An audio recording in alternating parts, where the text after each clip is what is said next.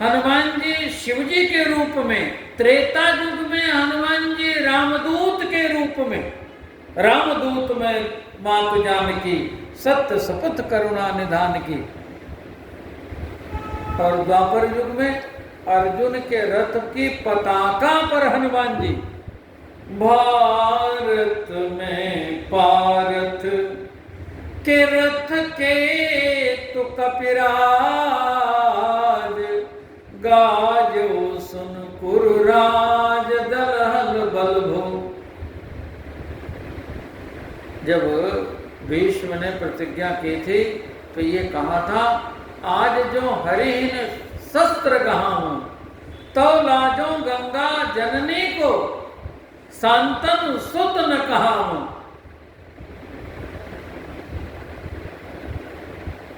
चंदन भंज महारथ खंडों कपिध्वज सहित धाम। कपिध्वज अर्जुन के रथ पर हनुमान जी विराजमान हैं, इसलिए कपिध्वज कहा जाता है। नारायण के ध्वज को कहा जाता है, नारायण के ध्वज पर गरुड़ जी विराजमान हैं, इसलिए गरुड़ध्वज कहा जाता है। शिव जी के रथ पर नंदी विराजमान है, इसलिए उनको वृषभध्वज कहा जाता है। शिव जी का नाम वृषभध्वज है ना, वृषभध्वज। तो जैसे वृषभध्वज, जैसे गरुड़ध्वज, ऐसे कपिध्वज, इसलिए कहा जाता है कि हनुमान जी रथ पर, रथ की पताका पर विराजमान है। तो द्वापर युग तक हनुमान जी को देख लिया, अब कलयुग में हनुमान जी कहाँ है? कहाँ है हनुमान जी? कथा में यत्र यत्र रघुनाथ कीर्तनम तत्र तत्र कृत मस्तकांजलिं वाष्पवारि परिपूर्ण लोचनम मारुतिं नमत राक्षसांतकम्।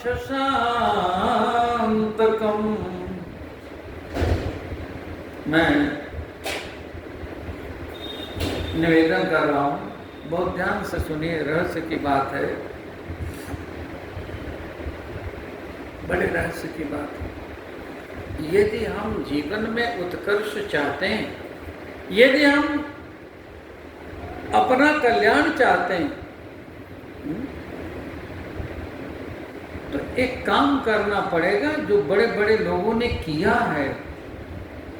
अच्छा, गणपति जी प्रथम पूजे जाते हैं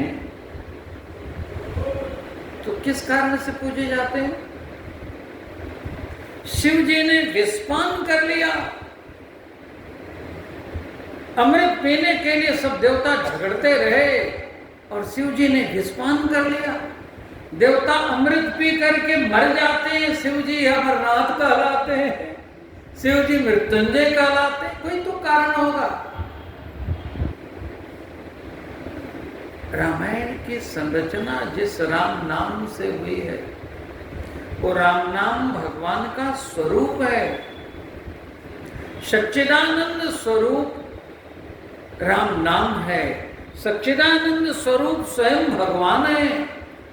सच्चिदानंद स्वरूप भगवान की एक कथा है। सच्चिदानंद स्वरूप भगवान का दिव्य धाम है। और कथा सुनने से, कथा में आने से भगवान के धाम में निवास का हमको सौभाग्य प्राप्त होता है। तो राम नाम हम लेंगे, सच्चिदानंद के सारे स्वरूप, नाम, रूप, लीला, धाम, चारों की एक साथ कथा में प्राप्ति हो रही, ये मैं कह रहा हूं। रामश्च नाम रूपञ्च लीला धाम परात्परम् एतत् चतुष्टयं नित्यं सच्चिदानन्दमव्ययम्। नंद विग्रह रामश्च नाम, राम जी का नाम, रामश्च रूप,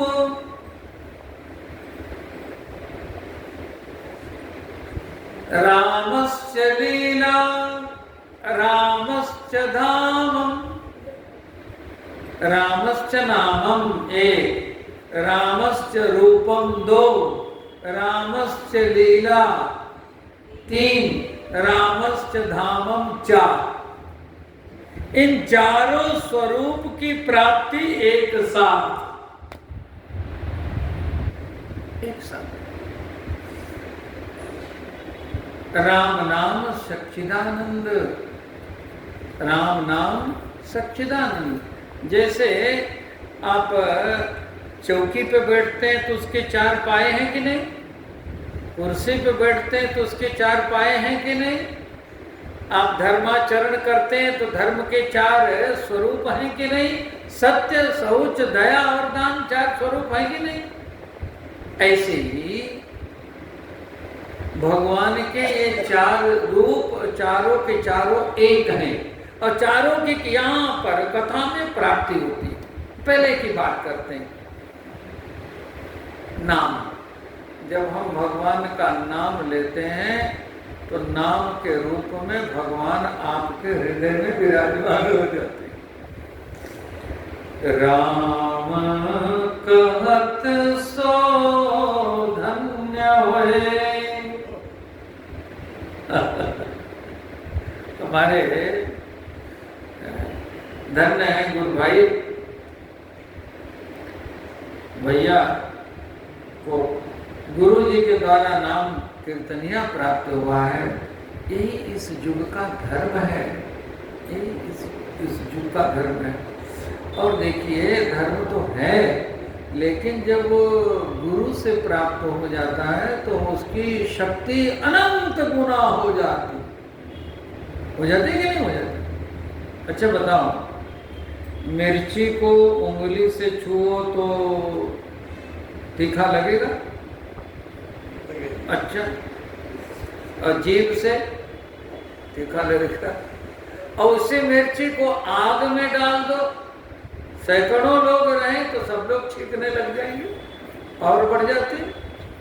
गोली है, ऐसे फेंको तो हल्की सी चोट लग जाए, लेकिन ये बंदूक में भर के मार दें तो दीवार टूट जाए गोली।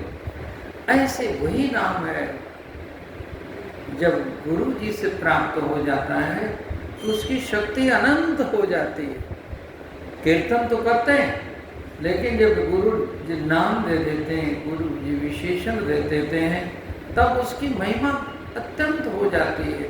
और इस युग का धर्म है, और इस युग में किसी को नाम मिल जाए, मैं बता रहा हूँ, नाम की महिमा कर रहा हूँ। जो राम नाम बोलता है, राम कहत सो धन्य होए, राम कहते ही धन्य। और आगे जल समान हुई जात। वो देखने में तो स्थूल दिखेगा, लेकिन वो कैसे हो जाता है? जैसे जल होता है तरल। इससे क्या लाभ होगा?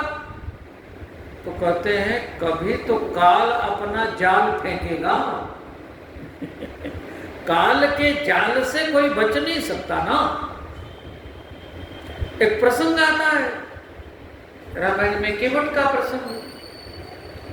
जब केवट को भगवान अपनी मुद्रिका देने लगे, केवट ने भगवान को पार कर दिया।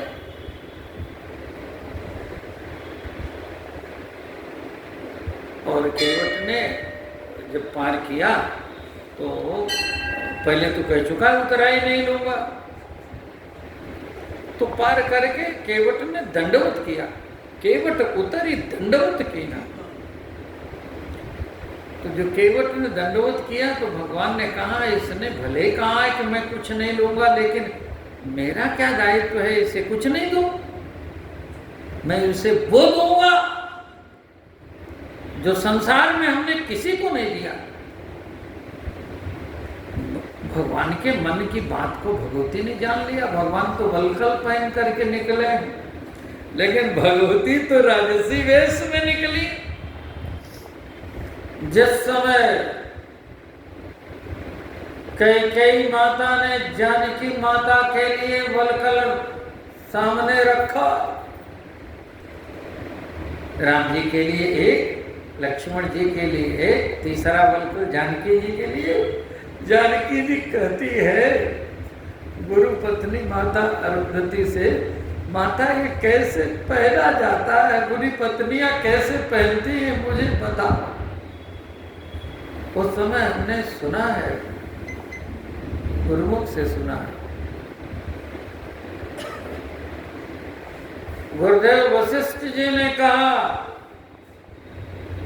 कैकेयी जी आपने वनवास राम जी को मांगा है, जानकी जी को वनवास नहीं मांगा है। मेरी बेटी वलकल पहनकर नहीं जाएगी, यदि हट करोगी तो मैं शाप दे करके तुम्हारे राज्य को ध्वस्त कर दूंगा। मेरी बेटी जानकी वस्त्र आभूषणों में ही जाएगी। तो जानकी जी तो वस्त्र आभूषण पहने हुए, राम जी वलकल में। और भगवान के मन की बात भगवती ने जान ली। पिय हीर की सिर जान निहारी, मन मुदरी मन मुदित उतारी।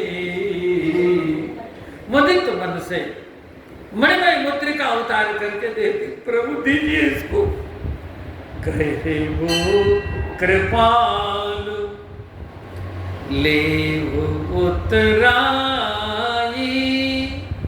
केवट चरण गहे अकुलाई। व्याकुल होकर के केवट ने चरण पकड़ लिया। प्रभु ये क्या करते हैं? हमने कहा था, पद कमल धोई चढ़ाई, नाव नाथ उतराई चढ़ो। मैं उतराई नहीं लूंगा, शपथ पूर्वक कहा था। ये बात तो है, लेकिन केवट चरण गहे अकुलाई, व्याकुल होकर के चरण पकड़ लिया।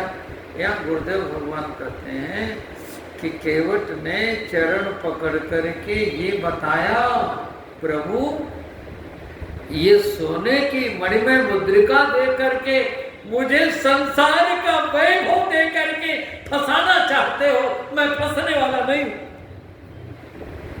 केवट का बताना चाहता है कि माया की मुद्रिका मुझे आप दे रहे हैं। आप भव सरिता के केवट हो, मैं इस सरिता का केवट हूं। केवट जानता है कि जाल में वही मछली फंसती है जो केवट की चरणों से दूर होती है। केवट जाल फेंकता है तो जाल में मछली फंसती है, लेकिन जो मछली केवट के चरणों में होती है, जाल तो वहां तक आता ही नहीं, तो कैसे फंसेगी?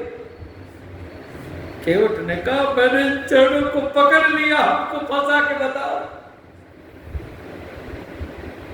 केवट चरण गहे कुलाई, व्याकुल होकर के चरण पकड़ लिया। केवट ने कहा, मैं जाल में नहीं फंस सकता, तो मैं निवेदन कर रहा हूं, जो राम नाम लेता है, काल जाल फेंकता है, वो जाल में नहीं फंसता। कैसे?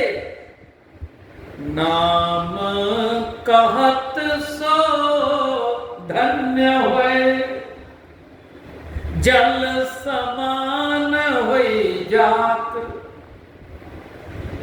राम कहत सो धन्य होए, जल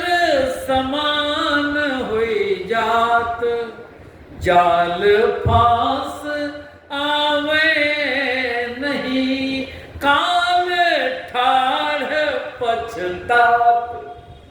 अच्छा, जाल में जल फंसता है क्या? बोलो। तो जब राम कहने वाला जल समान हो जाएगा तो काल के जाल में फंसेगा क्या? नहीं फंस सकता। रामश्च नाम, आज तो भैया के कन्या जी नाम की चर्चा करूंगा। अच्छा, बड़ा लाभ है जी, बड़ा लाभ है।